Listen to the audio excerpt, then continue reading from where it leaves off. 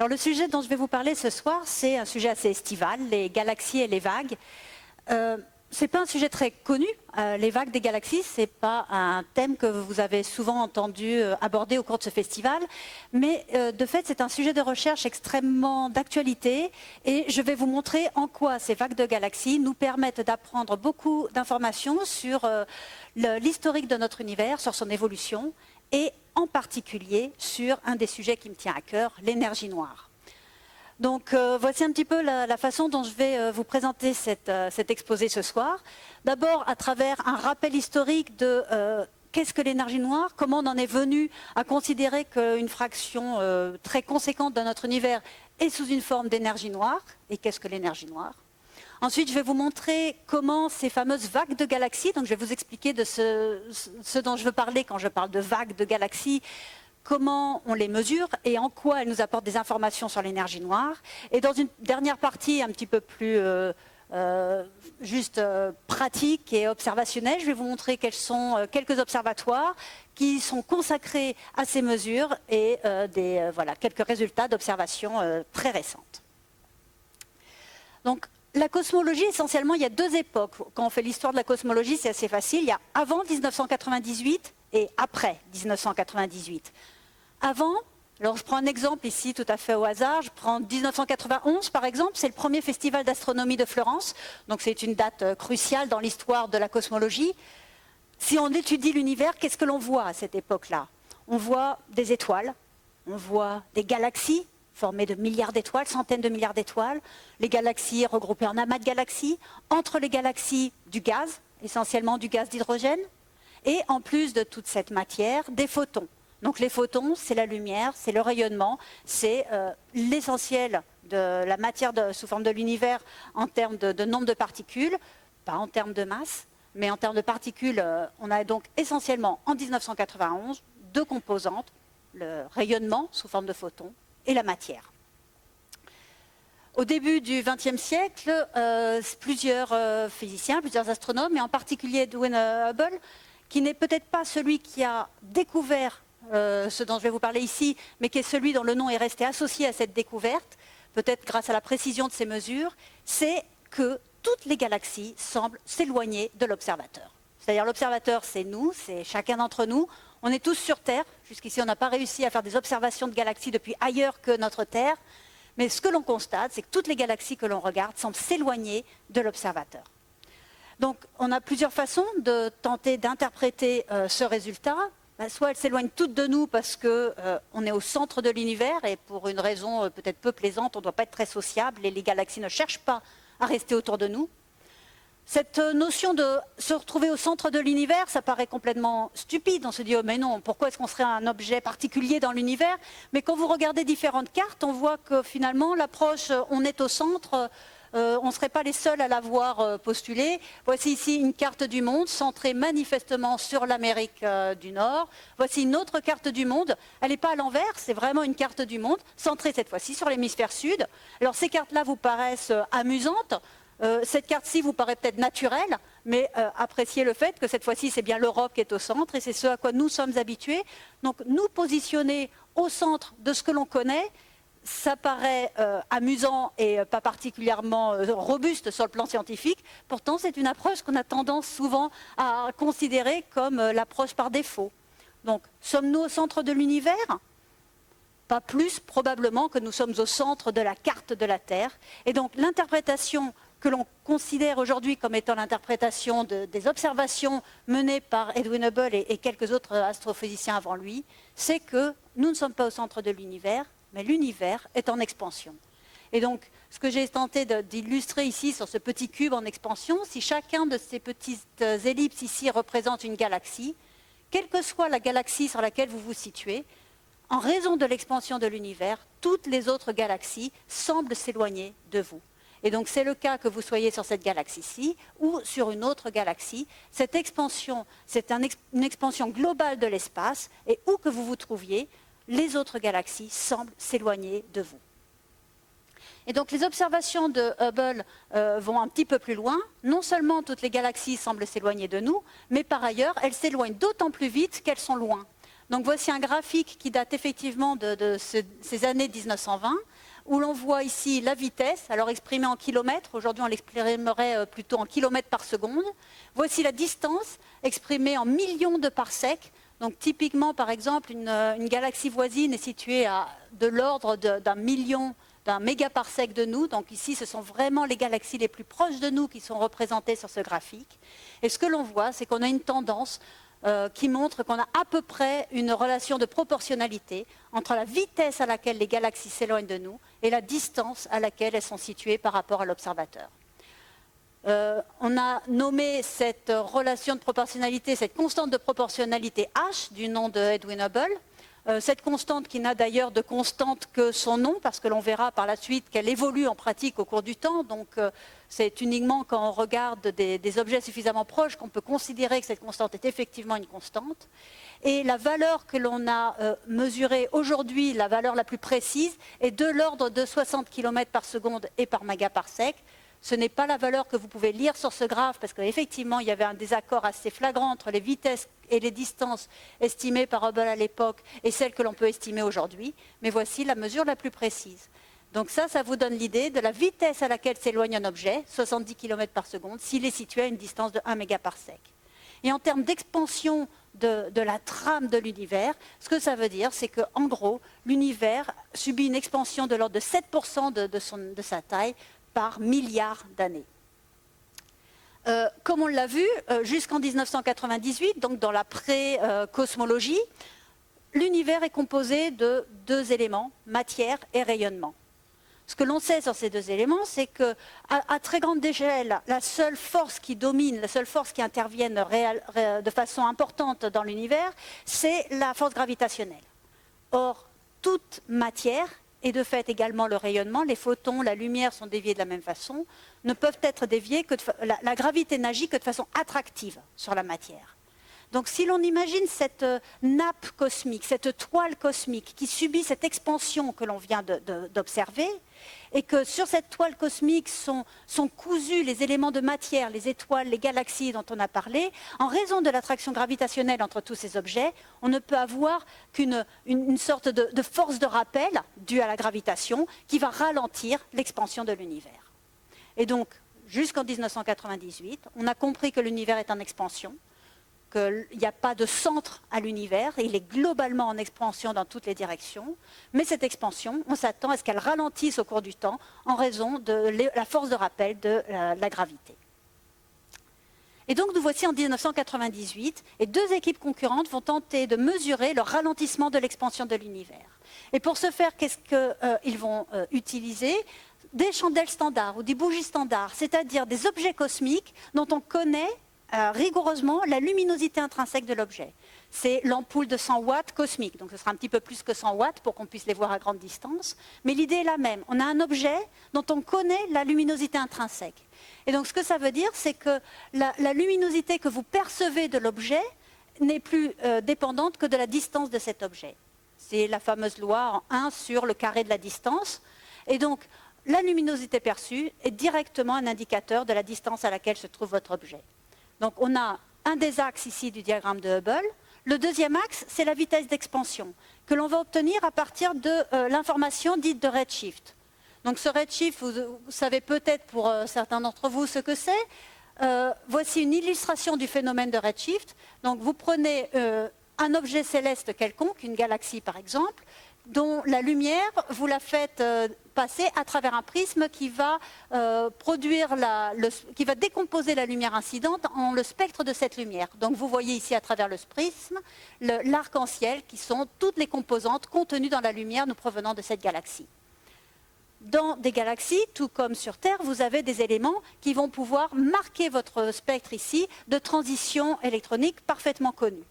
Or, en raison de l'expansion de l'univers, toutes les distances sont augmentées, tout comme les longueurs d'onde auxquelles ces transitions électroniques se produisent. Et donc ce que l'on observe quand on observe une galaxie lointaine, c'est que les transitions électroniques dont on connaît la longueur d'onde lorsqu'on la mesure dans le référentiel, enfin, dans un laboratoire terrestre, on retrouve ces mêmes longueurs d'onde, mais toutes décalées vers le rouge. Et ce décalage vers le rouge, c'est en anglais ce qui donne cette notion de redshift et qui nous permet de connaître précisément la vitesse à laquelle s'éloignent ces objets par rapport à la Terre. Ce décalage vers le rouge des longueurs d'onde, c'est exactement le même principe que ce que l'on peut observer sur le plan acoustique lorsque vous avez un objet de fréquence acoustique connue, donc par exemple ici une ambulance qui passe près de vous. Lorsque l'ambulance se rapproche, le son émis par l'ambulance paraît beaucoup plus aigu que lorsqu'au contraire elle s'éloigne de vous. Vous savez, vous êtes sur le bord de l'autoroute, vous entendez les voitures ou les ambulances et vous avez ce... Enfin, quand ça se rapproche, ça fait... quand l'ambulance s'éloigne de vous.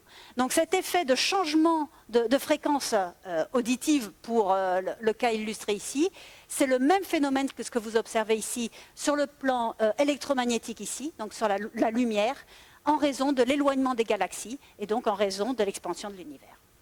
Et donc on peut ainsi mesurer la vitesse à laquelle les galaxies s'éloignent et on a donc la deuxième mesure qui nous permet de reconstruire ce diagramme de Hubble et donc d'aller étudier l'expansion à de plus grandes distances que ce que l'avait fait Hubble dans les années 1929. Alors, quelle est la bougie standard que l'on va utiliser en cosmologie?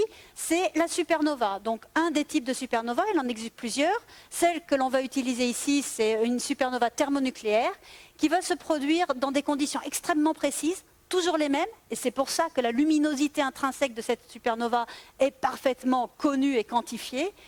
Elle se produit dans un cas particulier où deux étoiles sont en système binaire. Alors ce cas particulier n'est pas si particulier que ça, parce qu'en pratique, on sait qu'à peu près 80% des étoiles sont en système binaire. Donc ce n'est pas le cas de notre Soleil, qui lui est tout seul, mais la plupart des étoiles sont accompagnées d'une étoile compagnon, et donc sont gravitationnellement liées l'une autour de l'autre. Il n'y a pas de raison que ces deux étoiles naissent avec la même masse, donc elles n'évoluent pas non plus exactement au même rythme. Donc vous pouvez avoir une étoile dont l'évolution stellaire est plus avancée, et vous avez le cas ici de la première des deux étoiles qui se retrouve sous forme d'une naine blanche, donc un astre très compact, dégénéré, tandis que l'autre est encore sous forme de géante rouge, et donc un astre beaucoup plus volumineux et de matière beaucoup moins dense. Donc là, sur ce petit film, vous avez la géante rouge qui est gravitationnellement attirée par la naine blanche et dont la matière va se retrouver accrétée par la naine blanche jusqu'à ce que cet astre dégénéré ne puisse plus supporter l'afflux de masse provenant de son compagnon. Et donc la naine blanche, lorsqu'elle atteint une masse de 1,5 fois la masse de notre Soleil, explose, n'arrive plus à compenser la pression gravitationnelle de la matière qui lui est tombée dessus. Elle explose, donnant naissance à une supernova thermonucléaire, avec une luminosité intrinsèque extrêmement brillante. On peut voir ce type de supernovae très très loin dans l'univers. La luminosité intrinsèque, c'est à peu près 10 milliards de fois celle de notre Soleil.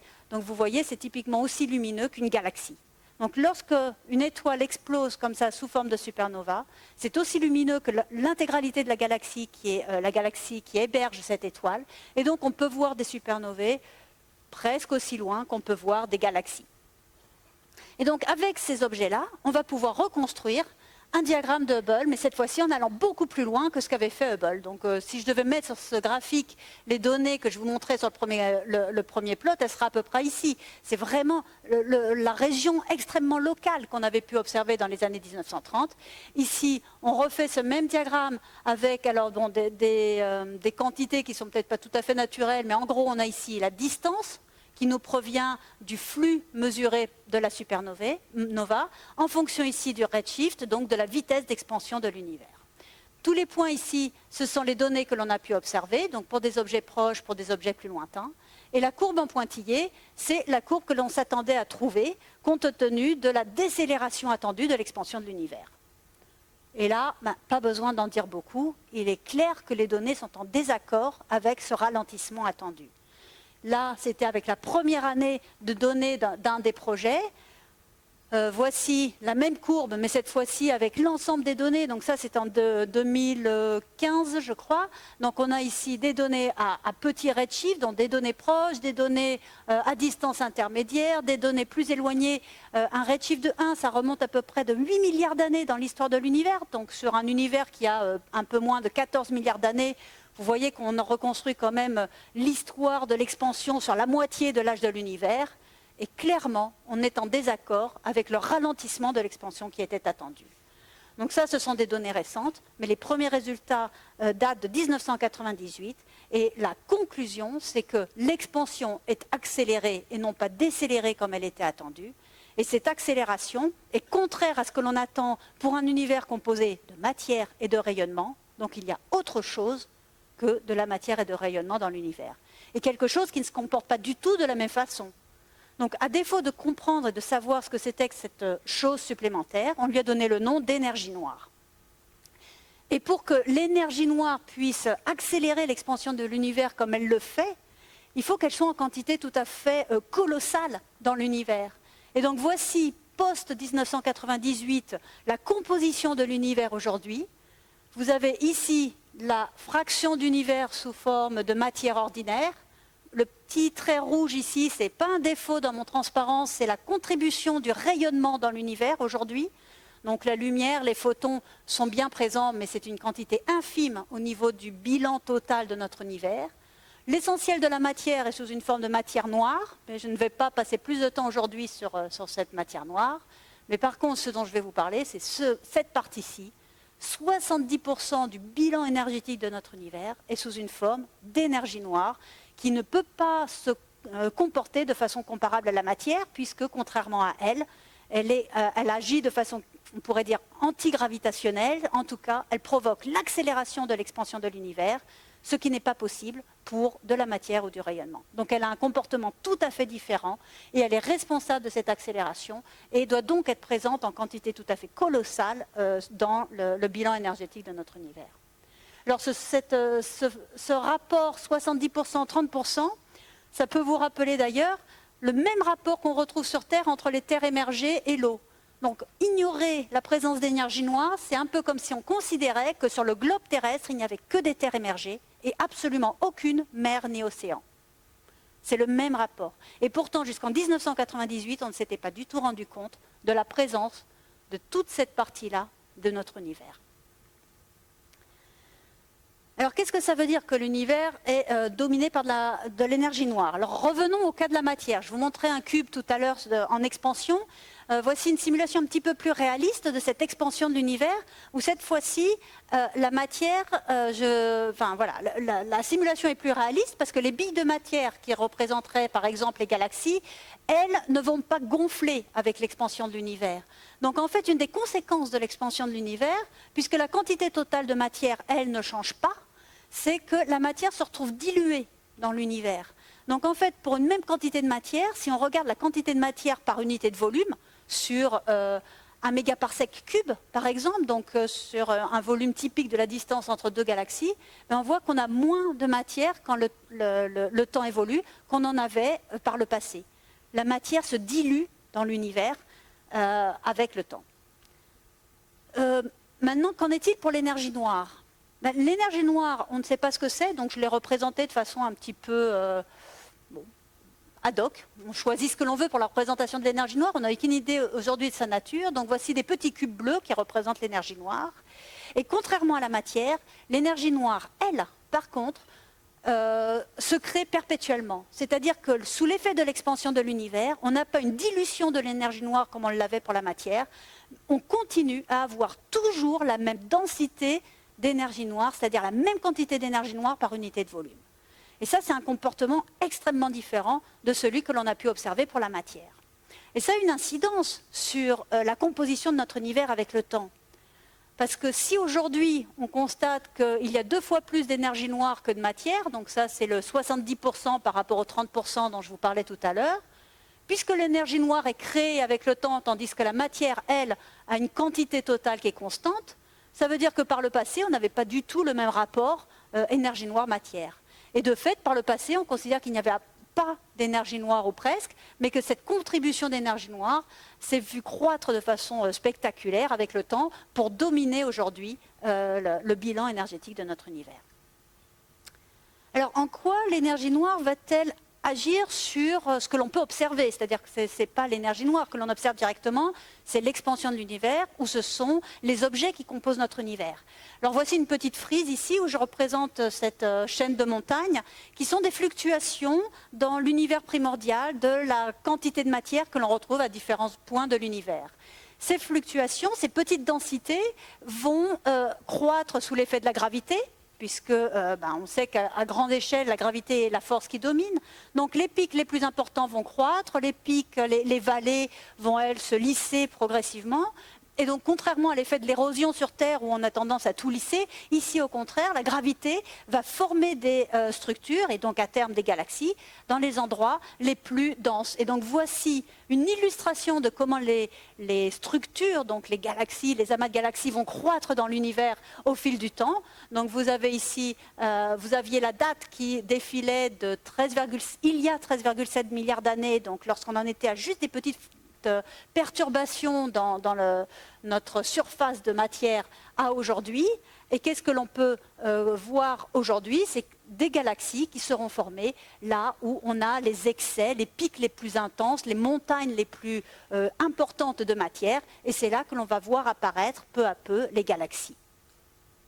Alors là, c'était un exemple juste pour prendre en compte la matière, mais maintenant on a vu qu'on n'a pas que de la matière dans l'univers, on a aussi une grande quantité d'énergie noire. Et autant l'énergie noire était totalement infime dans les premiers instants de l'univers, autant peu à peu elle va finir par dominer, puisqu'on a vu qu'aujourd'hui, 70% du bilan de notre univers est sous forme d'énergie noire.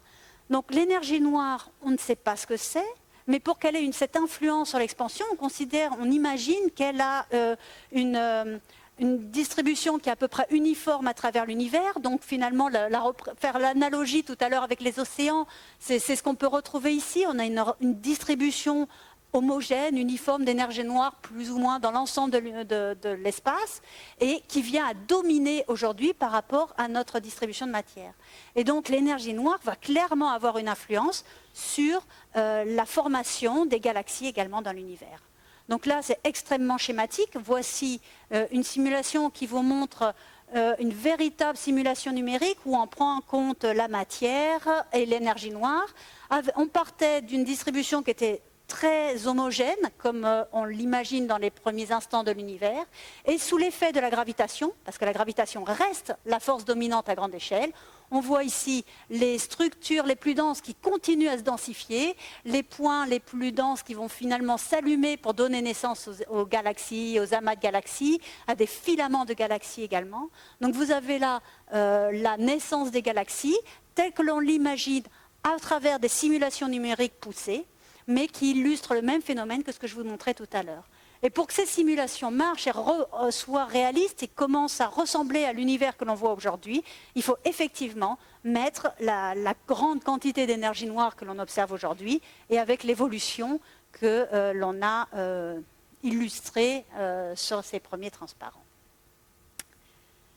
Alors, voici en gros où on en est aujourd'hui. La découverte de l'énergie noire, donc en cherchant à mesurer le ralentissement de l'expansion de l'univers qui s'est avéré être une accélération de l'expansion de l'univers, d'où la naissance d'une nouvelle composante que l'on n'avait pas du tout imaginée jusque-là, qu'on a baptisée énergie noire, et qui va avoir une influence majeure, donc non seulement sur l'expansion de l'univers, puisque c'est comme ça qu'on l'a découverte, mais également sur la formation des galaxies et des amas de galaxies dans l'environnement cosmique autour de nous. Alors maintenant, venons-en à ces vagues de galaxies dont je vous parlais dans le titre et que l'on va utiliser ici pour essayer de comprendre l'énergie noire. Donc on a vu l'énergie noire va agir sur deux quantités, l'expansion de l'univers et la formation des objets dans l'univers. Comment on a découvert l'énergie noire? En utilisant des chandelles, des bougies standards. Ces supernovae, on pouvait les voir jusqu'à des distances de l'ordre de 8 milliards d'années-lumière. Mais on ne peut clairement pas aller au-delà.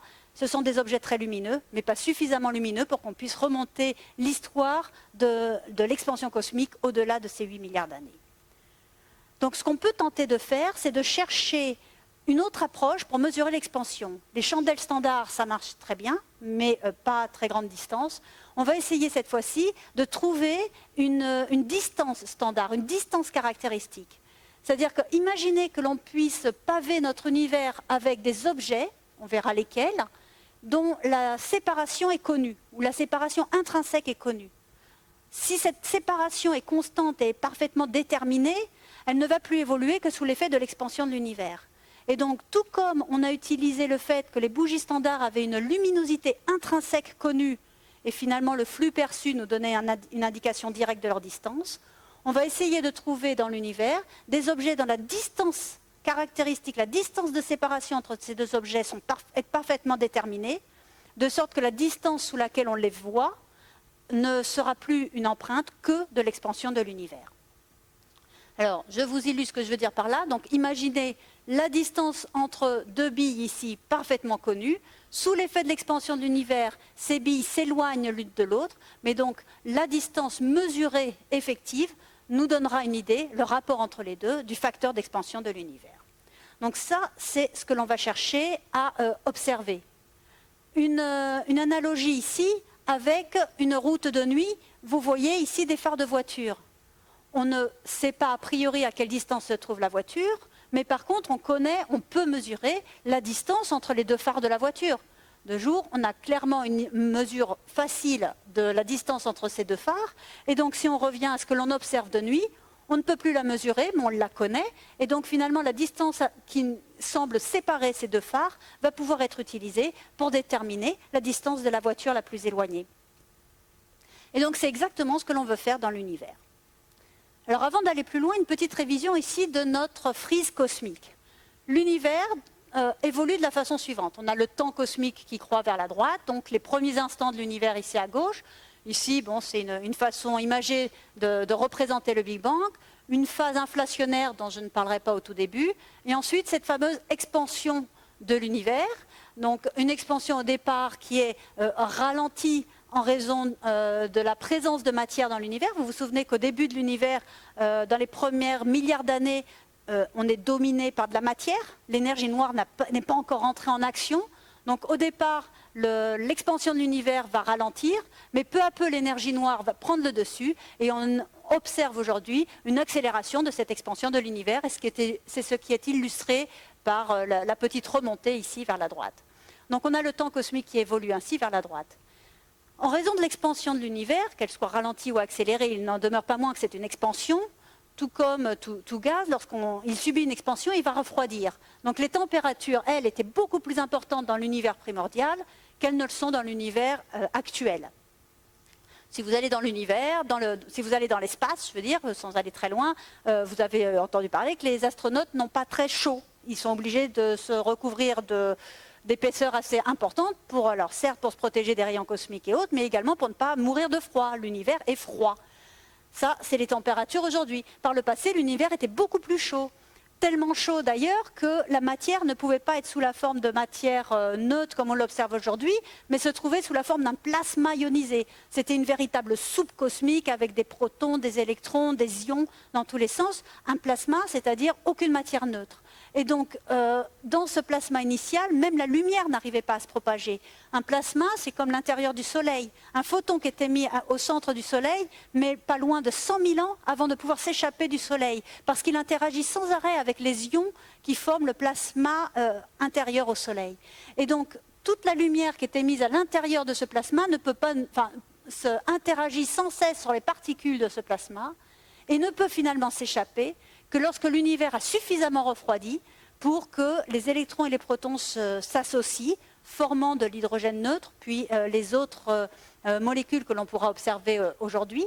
Et donc, à un instant bien caractéristique, lorsque l'univers avait 380 000 ans, précisément, enfin, on peut déterminer cette époque de façon extrêmement précise, la matière est devenue neutre, la lumière peut s'échapper, et on a ainsi ce que l'on appelle la première photo de l'univers. C'est cette carte que vous avez peut-être pu déjà observer, voire discuter au cours de conférences comme aujourd'hui au Festival de Florence. Cette image, c'est la première image de l'univers. Ce sont les premiers photons, la première lumière qui a pu s'échapper de la surface de l'univers lorsque l'univers est enfin devenu neutre pour que la lumière puisse se propager jusqu'à nous. Avant 380 000 ans, on est dans la phase de plasma primordial. Après, la lumière est libre de se propager, la matière n'interagit plus avec le photon, va pouvoir être libre de son côté, de s'effondrer comme on l'a illustré jusqu'ici pour former les galaxies et les amas de galaxies. Cette première photo de l'univers, si on fait un traitement un peu trop banal de l'image que l'on obtient, elle est complètement uniforme, monochrome, c'est-à-dire que l'univers est à une température quasiment constante et la même dans toutes les directions.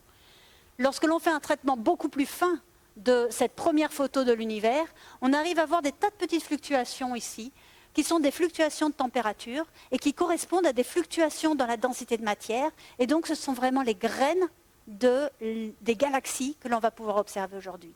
Chacune des petites zones de couleurs différentes que vous voyez ici correspondent aux graines à partir desquelles les galaxies vont pouvoir se former.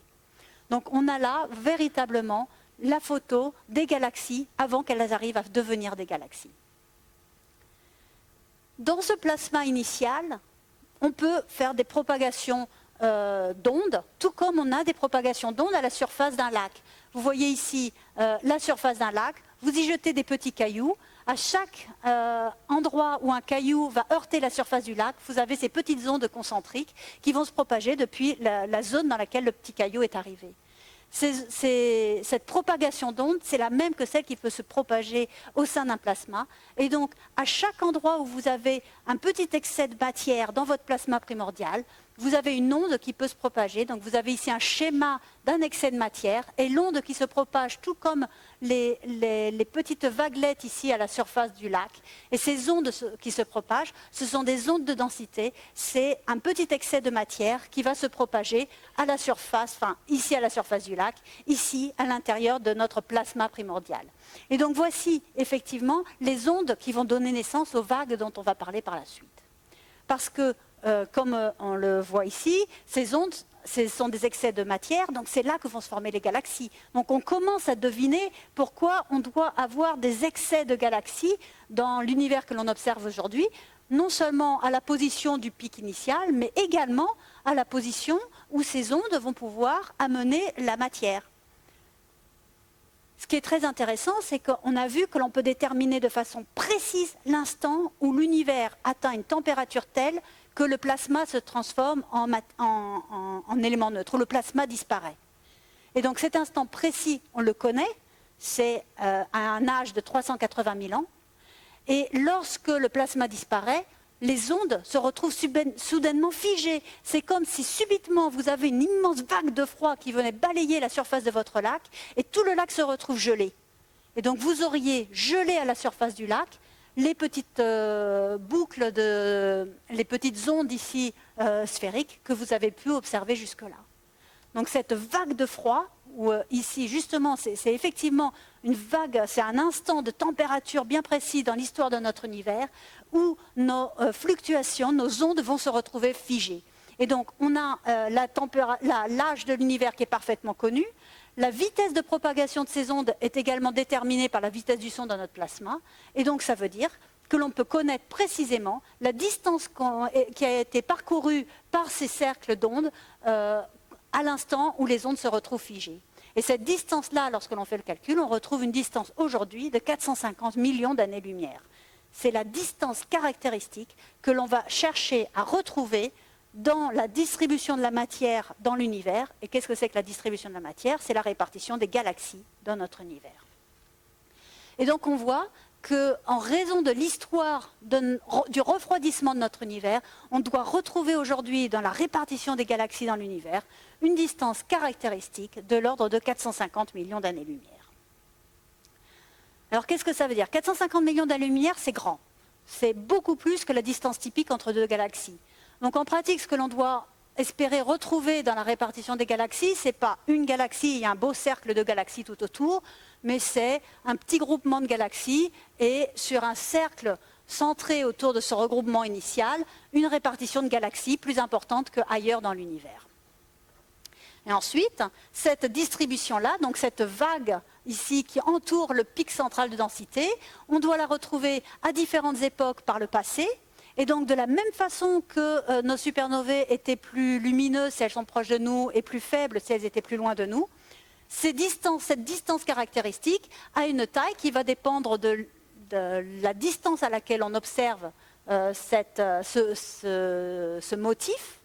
Et cette distance-là, pour vous donner une idée, aux plus grandes distances, donc si on s'éloigne de l'ordre de 14 milliards d'années-lumière, c'est le plus loin qu'on puisse aller dans l'histoire de notre univers, la distance caractéristique est à peu près grande comme 2 fois la Lune.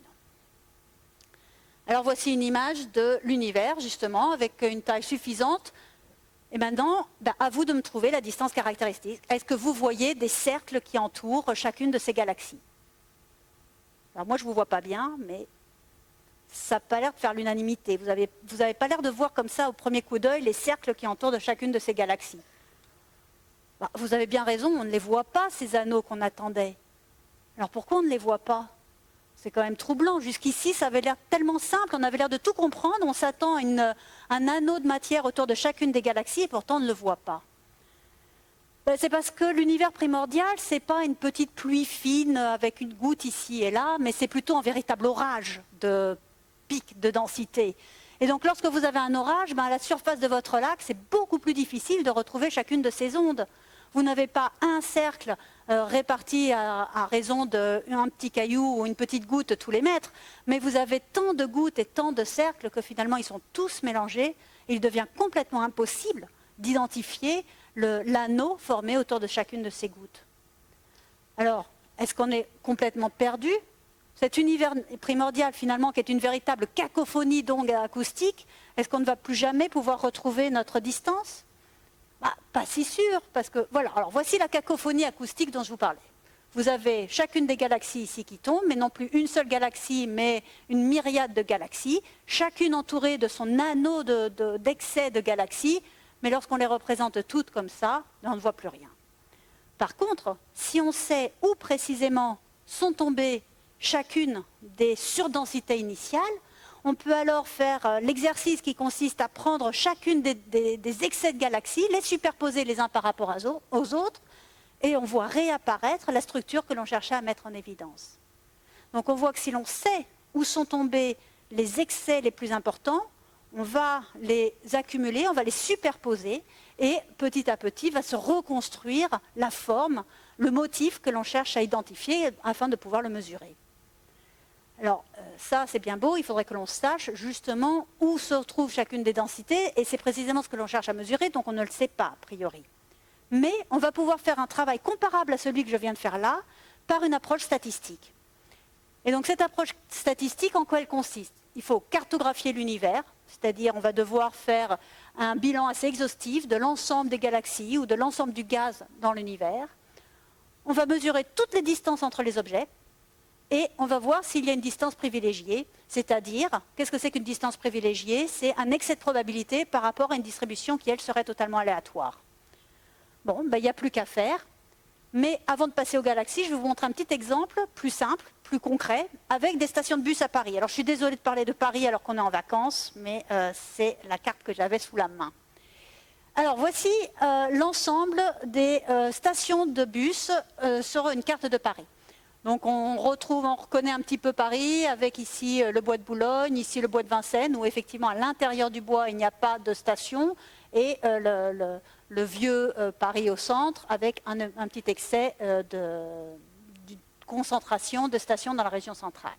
Et donc comme je vous le disais, pour l'approche statistique, qu'est-ce qu'il faut faire? À chacune des stations, on va calculer la distance à toutes les autres stations et on va faire l'histogramme de l'ensemble de ces distances. Et on veut le comparer à un histogramme qui correspondrait à ce même travail, mais fait avec une distribution aléatoire. Donc voici la carte de Paris, longitude et latitude. Voici une distribution aléatoire sur la même zone. Et voici le nombre de fois où une distance donnée entre deux objets apparaît pour la carte de Paris et pour une distance aléatoire. Bon, là, on ne va pas aller très loin si on se contente de cet exercice-là, parce qu'on voit clairement qu'il y a toujours un excès de probabilité si on regarde dans Paris par rapport à un aléatoire, mais on s'y attend, parce que si notre aléatoire est effectivement un tirage totalement au hasard sur toute cette région-là, finalement, on voit qu'on va dépendre de la taille de la carte que l'on va considérer. Donc finalement, ce n'est pas un exercice qui est probant. Pour avoir quelque chose que l'on puisse comparer à une distribution réelle, il va falloir que l'on prenne en compte un petit peu la géométrie de la forme de la ville. Et donc ça, c'est ce que l'on fait effectivement dans ce type d'exercice. on va regarder le nombre de stations en fonction ici de la latitude, la même chose pour la longitude. Et donc, au lieu de faire un tirage totalement aléatoire, on va faire un tirage aléatoire, mais qui va suivre la densité de stations en fonction de la position géographique. Et donc voici le même exercice que précédemment, mais voici ici notre distribution à laquelle on va comparer la distribution réelle. Donc là, on a les vraies stations, là, on a les stations générées de façon aléatoirement, et finalement, ça ressemble à une ville, sauf que c'est une ville aléatoire et non pas une ville avec des lignes de bus. Et lorsque l'on regarde maintenant la comparaison du nombre de fois où apparaît une distance donnée pour Paris par rapport à ce tirage aléatoire, on voit que c'est raisonnablement comparable, mais avec des différences. Et c'est justement les différences qui nous intéressent. Donc qu'est-ce que l'on va faire? Parce que là, ce n'est pas très facile à cause du bruit de comparer ces deux courbes. Donc on va faire le rapport entre les deux courbes et on va essayer de comprendre ce que ça représente. Donc à toute petite distance, on voit qu'on a un pic énorme. C'est-à-dire qu'il y a beaucoup plus de fois dans Paris où deux stations sont très proches que si on fait un tirage aléatoire. Et ça, on le comprend assez bien. Prenez la gare Montparnasse ou le Châtelet, Châtelet-Léal. Évidemment, il y a des points caractéristiques dans Paris où vous allez avoir beaucoup de stations de bus. Et ce n'est pas n'importe quel point, parce que ce sont des points d'intérêt ou des gares SNCF. Et donc on s'attend dans ces cas-là, effectivement, à avoir une concentration importante de stations. Et c'est ce que l'on voit sur ce graphique-ci. À petite distance, dans la vraie vie, dans une carte de ville réelle, on a un excès important de stations. Les stations apparaissent en grappe. Bon, ça c'est un effet local. À très grande distance, que ça soit dans Paris ou que ça soit aléatoire, finalement, c'est à peu près la même chose. Par contre, ce qui est amusant, c'est qu'on a ici une courbe en cloche, on a un excès, et on a justement une distance caractéristique de l'ordre de 300 mètres dans Paris. Ça, c'est le genre de distance caractéristique qui va nous intéresser. Alors, est-ce qu'on arrive à la comprendre dans Paris? Parce qu'il faudrait quand même qu'on revienne aux galaxies rapidement. Voici un zoom sur la région centrale de Paris, donc Paris intramuros, non plus avec toutes les banlieues. Et voici une superposition de ces mêmes stations avec une carte de Paris qui représente uniquement les grands axes. Et l'on voit effectivement que les stations de bus ont quand même tendance à se situer sur les grands axes. Donc la distance de 300 mètres, cette distance caractéristique, finalement on la comprend au sein d'une ville, c'est typiquement la distance caractéristique entre deux grands axes au sein de la ville de Paris. Donc sur Paris on comprend. Voyons voir ce que l'on peut faire avec des galaxies. Est-ce qu'on arrive à faire cette cartographie de la même façon de toutes les galaxies dans l'univers et va-t-on pouvoir en tirer la distance caractéristique que l'on cherche à mettre en évidence? Alors, comment fait-on une cartographie dans l'univers? Il faut cartographier l'univers à 3D, mais si on prend une photo de l'univers, on a une cartographie à 2 dimensions. On a, pareil, latitude, longitude ou 2 dimensions sur notre carte, mais il nous manque la profondeur, il nous manque la 3e dimension. Comment est-ce que l'on peut obtenir cette 3e dimension pour un objet donné en revenant au redshift dont on parlait tout à l'heure? Ce décalage spectral des raies liés à l'expansion de l'univers, on va pouvoir le mesurer pour chacun des objets de notre carte, pour chacune des galaxies de notre carte ici à 2 dimensions. Donc voici un exemple de spectre observé pour un quasar. On a ici le spectre du quasar, donc cet étalement de la lumière en fonction de la longueur d'onde, avec des raies d'émission caractéristiques que l'on arrive à identifier par rapport à des transitions électroniques connues. Mais ce qui est intéressant, c'est que ces transitions électroniques sur un quasar lointain sont toutes décalées vers le rouge par rapport aux transitions électroniques que l'on peut mesurer sur Terre, dans un laboratoire terrestre, et donc nous permettent de déterminer le redshift, donc ce décalage vers le rouge, qui lui, pour un modèle d'univers donné, nous permet de déterminer la distance à laquelle se trouve l'objet. Et donc grâce à ces spectres, on va pouvoir transformer cette carte initialement à 2 dimensions en une carte à 3 dimensions, où la 3e dimension, donc la profondeur, va être obtenue à partir de la distance de l'objet que l'on aura pu déterminer par son spectre. Alors, quels sont les observatoires qui se consacrent à ce type de mesure? Je vais vous donner 2 exemples ici. Ici, un observatoire à Apache Point au Nouveau-Mexique, aux États-Unis, qui est un projet, donc SDSS, ça signifie Sloan Digital Sky Survey. Donc Sloan, c'est la fondation qui a financé ce projet pendant plus d'une dizaine d'années en pratique. Et Spectroscopic Survey, le spectroscopique, c'est justement cette notion de prendre des spectres pour déterminer l'univers à 3 dimensions. Le miroir primaire de ce télescope est un miroir de 2,50 m, donc c'est déjà une belle taille. Et la cartographie à 3 dimensions est obtenue d'une part donc à 2 dimensions sur une surface de 10 000 degrés carrés. Donc pour vous donner une idée, la voûte céleste complète c'est 40 000 degrés carrés. Depuis un point sur Terre, on en voit à peu près la moitié, 20 000. Quand on enlève aussi le plan galactique, c'est-à-dire la marque de notre propre galaxie dans cette voûte céleste, il nous reste en gros, je dirais, 16-17 000 degrés carrés. Donc ça, 10 000 degrés carrés, c'est déjà une fraction très conséquente de l'univers extragalactique qui est observable depuis un point donné sur Terre. Et la troisième dimension, on va l'obtenir par la spectroscopie d'une sélection des objets et qui va être obtenue à partir de 1000 fibres optiques qui chacune va être pointée sur un objet du ciel et conduite à l'équivalent d'un prisme pour en obtenir le spectre. Et donc voici le principe de fonctionnement. Vous avez une carte à 2 dimensions ici, une sélection des objets, parce que malheureusement, on ne va pas pouvoir prendre tous les objets du ciel pour en faire cette cartographie à 3 dimensions. Donc on va sélectionner une fraction des objets. Les objets qu'on a sélectionnés, on va mesurer leur spectre. Et donc pour ce faire, on va prendre une fibre optique pointée sur l'objet et conduite jusqu'à un spectrographe. Et donc là, c'est des plaques qu'il nous faut effectivement percer à la position des objets sur le plan focal pour y insérer une fibre optique qui ensuite va nous donner un spectre par objet. Et voici un CCD, donc le détecteur sur lequel ces spectres vont pouvoir être mesurés.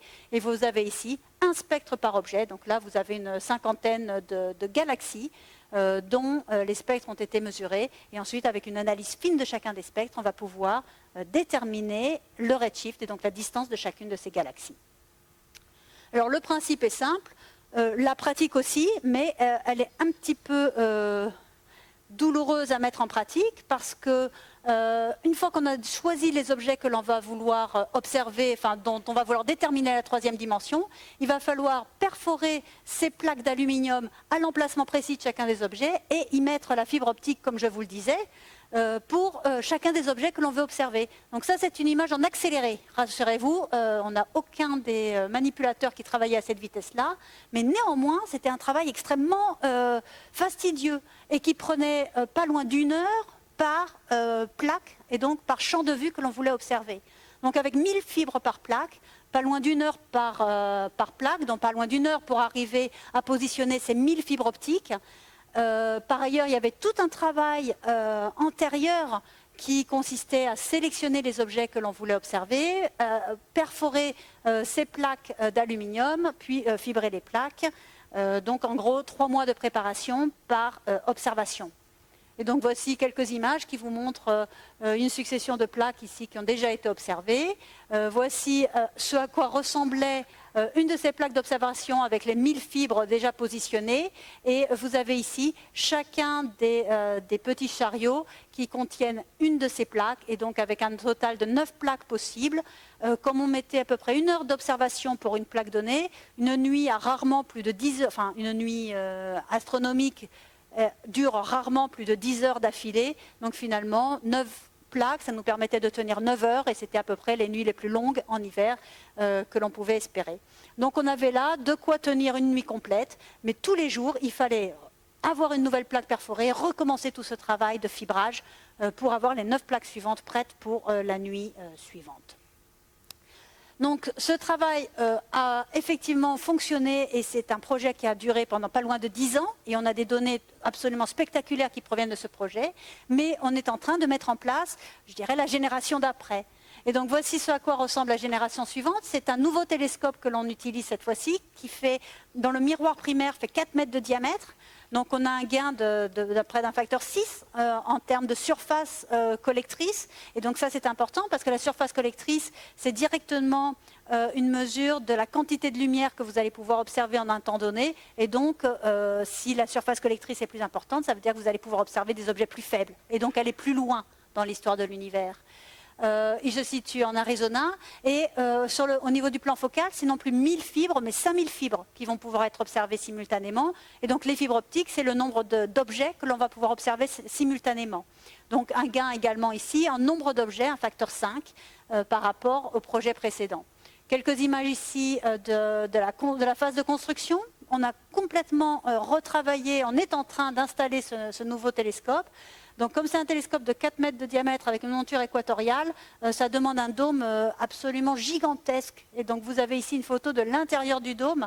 Donc je vous rappelle, à 4 mètres, c'est à peu près la distance ici à l'intérieur pour le miroir primaire. Donc je ne sais plus, mais le télescope, le dôme fait peut-être pas loin d'une vingtaine ou trentaine de mètres de diamètre. Vous avez ici le correcteur, donc en fait toute la partie supérieure qui contient l'optique du plan focal qui est en train d'être retirée pour le télescope existant afin d'y importer la nouvelle optique. Et vous voyez justement ici un travail sur cette nouvelle optique avec des miroirs, enfin un jeu de lentilles de plus d'1 mètre de diamètre qui ont été construits en Europe, en pratique en Angleterre même. Il a fallu pas loin de 4 ans, 5 ans pour construire l'ensemble des lentilles qui ont constitué justement ce correcteur placé au foyer de notre télescope. Donc là, vous avez le correcteur avec les 6 lentilles à l'intérieur juste à l'arrivée au télescope. Et de fait, pour le transporter entre l'Angleterre et le télescope, on a affrété un cargo dédié. C'est-à-dire qu'on a véritablement affrété un avion dont le seul but était d'amener ce correcteur d'Angleterre jusqu'au télescope. La France a contribué également beaucoup à la construction de ce télescope, et en particulier, la contribution française consiste en la fabrication de tout le système de caméra, c'est-à-dire toutes les lentilles du système de prisme, et également la partie caméra, c'est-à-dire détecteurs et enceintes à vide et froid, dans lesquels les détecteurs, qui sont donc des CCD, sont ici intégrés. Alors les CCD, c'est un peu les mêmes détecteurs que ce que l'on avait dans les premiers appareils photo numériques. Maintenant, on a plutôt des CMOS, mais c'est une technologie comparable. Et donc ces CCD sont les détecteurs sur lesquels on va pouvoir mesurer les spectres. Et vous avez là ici donc la lumière qui nous provient des étoiles, qui est dispersée en longueur d'onde, et pour avoir une meilleure précision, on utilise de fait 3 détecteurs différents pour les 3 parties du spectre, bleu, rouge et infrarouge ici. Et pour l'ensemble des 5000 fibres optiques, on va avoir une dizaine comme ça de caméras qui vont récupérer la lumière de l'ensemble de ces fibres. Donc juste ici 2 photos du montage où l'on voit, c'est une de ces caméras, donc c'est vraiment très très gros et très lourd, qui sont en train d'être installés dans une salle blanche au foyer du télescope. Dans le télescope, pardon, pas au foyer, au pied du télescope.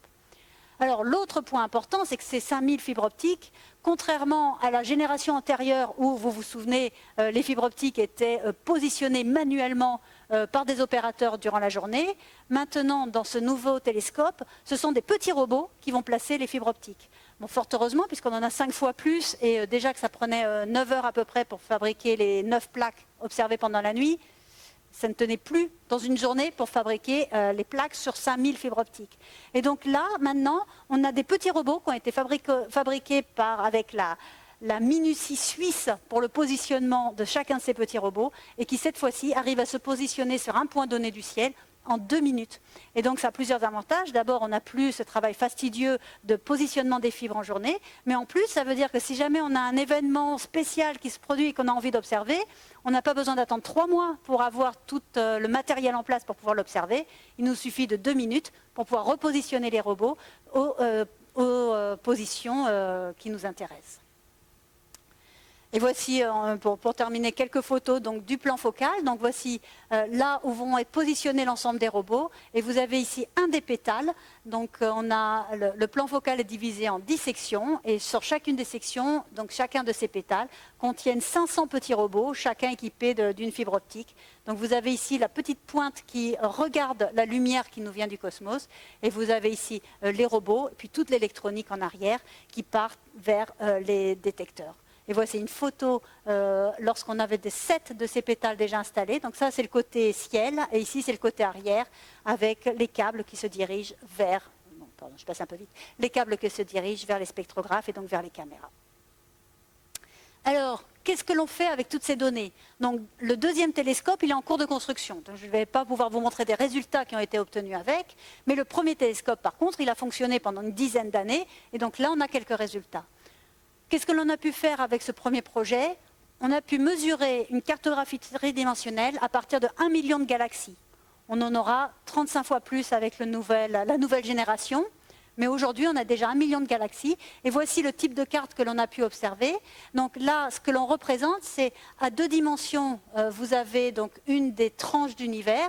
Et la 3e dimension ici, c'est la profondeur, donc ici illustrée en termes de redshift. Et la couleur vous donne une mesure de ce redshift et donc de la distance dans la profondeur par rapport à l'observateur. Et l'on voit déjà des structures qui ne sont pas régulières. Et ça, ce sont vraiment les premiers résultats de ce type de projet, donner un nouveau regard sur l'univers. C'était la première fois que l'on découvrait ces filaments, que l'on se rendait compte que la distribution des galaxies dans l'univers n'était pas totalement aléatoire, mais était distribuée suivant des filaments. Alors on a eu toutes sortes de terminologies qui exprimaient cette structure non régulière que l'on pouvait observer dans l'univers. Voici une autre vue de ces structures. Donc là, je vous montre une petite région, donc 500 degrés carrés. Vous vous souvenez, la surface complète qu'on observe, c'est 10 000 degrés carrés. Donc ça, c'est une toute petite région. Ici, chacun des points de couleur représente une galaxie dans une tranche de redshift extrêmement faible, située environ à 8 milliards d'années, même un peu moins. Non, en gros 8 milliards d'années de nous. Et on retrouve la structure filamenteuse que je vous indiquais. Donc la couleur donne une indication de la distance. Et voici la même densité d'objets, donc le même nombre de galaxies, mais si on avait une distribution aléatoire. Donc ça, vous vous souvenez, là c'est comme les cartes de Paris que je vous montrais tout à l'heure. Ça, c'est la vraie carte des lignes de bus. Et ça, c'est la carte aléatoire des lignes de bus. Mais cette fois-ci, on est avec les galaxies. Et l'on se rend bien compte que la distribution des galaxies dans l'univers, la façon dont elles sont réparties dans l'univers n'est clairement pas aléatoire. Alors ça, c'était une carte à 2 dimensions, mais je vais vous montrer maintenant une reconstruction à 3 dimensions, enfin comme on peut le faire pour faire une impression de 3 dimensions, à partir des galaxies qui sont véritablement observées par le projet, mais ici où on se balade à travers cet univers à 3 dimensions, et on se rend bien compte qu'effectivement, il y a des régions plus denses, des régions plus vides, des structures filamenteuses, des amas de galaxies qu'on a pu voir passer ici. Et ça, c'est vraiment une représentation tenant compte de la profondeur des galaxies que l'on a pu mesurer avec ce projet.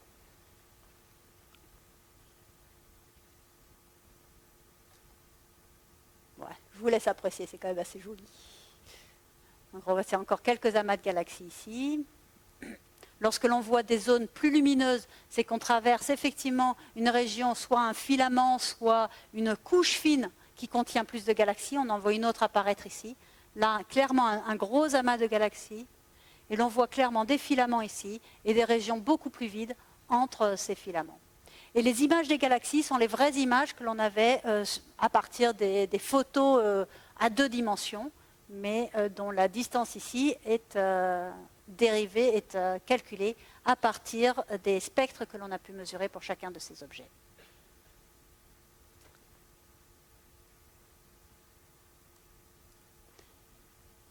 Et donc, qu'est-ce que l'on a pu faire à partir de ces données-là? On a maintenant notre cartographie à 3 dimensions, mais on va refaire le calcul que l'on a fait avec notre carte des stations de bus dans Paris, mais cette fois-ci avec les galaxies. Voici notre fonction de corrélation. Donc finalement, le rapport entre le nombre de fois qu'une distance donnée intervient dans la distribution des galaxies par rapport à une distribution aléatoire des galaxies, en corrigeant de tous les phénomènes observationnels, donc de bord de plaques, etc.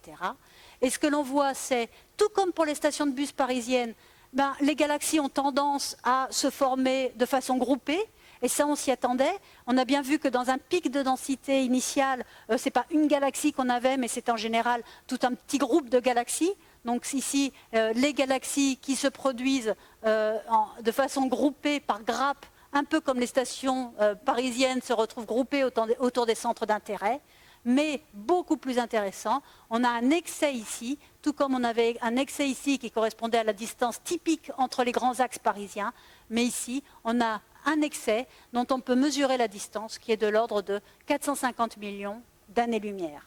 Et est-ce que cette distance-là est une distance quelconque? Non, pas du tout. C'est exactement celle que l'on attendait d'après le modèle de ces fluctuations de matière qui se produisent dans le plasma initial, avec l'onde qui se propage à partir des densités les plus importantes et qui se retrouve figée lorsque le plasma initial se retrouve devenu neutre et donc disparaît brutalement lorsque l'univers a 380 000 ans. On avait calculé que cette distance caractéristique devait produire une vague de densité de l'ordre de 450 millions d'années-lumière. Mais c'est effectivement ce que l'on a pu observer lorsque l'on a mesuré les distances entre toutes les galaxies dans l'univers et qu'on a identifié un excès de galaxies avec une distance typique de 450 millions d'années-lumière entre elles. Donc c'est vraiment la distance caractéristique que l'on cherchait à repérer et qui est aujourd'hui étudiée pour essayer de comprendre comment l'expansion de l'univers a agi sur la formation des galaxies et donc de retrouver l'impact de la matière et de l'énergie noire en particulier sur l'expansion de l'univers au fil du temps. Donc juste pour résumer ce que l'on a vu, les galaxies font des vagues. Alors en fait, ce n'est pas vraiment les galaxies qui font des vagues, mais c'est plutôt des galaxies qui se forment sur ces ondes acoustiques, ces ondes de densité dans le plasma primordial, qui provoquent une distance caractéristique dans la répartition des galaxies dans l'univers de l'ordre de 450 millions d'années-lumière, et qui nous permet de retracer l'histoire de l'expansion de l'univers à travers les temps. Donc là, en remontant vraiment jusqu'aux toutes premières galaxies, donc beaucoup plus loin que ce que nous permettaient de faire les supernovae, et qui nous permet aujourd'hui de retrouver de fait un modèle extrêmement cohérent sur la formation de notre univers et l'évolution de la matière et de l'énergie noire. Donc ça rappelle un petit peu ce que je vous montrais au début, que la matière est une quantité constante et donc qui se retrouve diluée par l'expansion, tandis que l'énergie noire semble perpétuellement créée. C'est effectivement ce que l'on semble devoir retrouver dans ces modèles sur 13,7 milliards d'années pour arriver à reconstruire des simulations numériques. Donc, comme on voit sur l'image de droite, c'est ici une simulation numérique de l'univers, tandis qu'ici, je vous montre la carte de données véritablement observées et qui sont en parfait accord, en tout cas, jusqu'à preuve du contraire, grâce à ces données actuelles. Je vous remercie pour votre attention.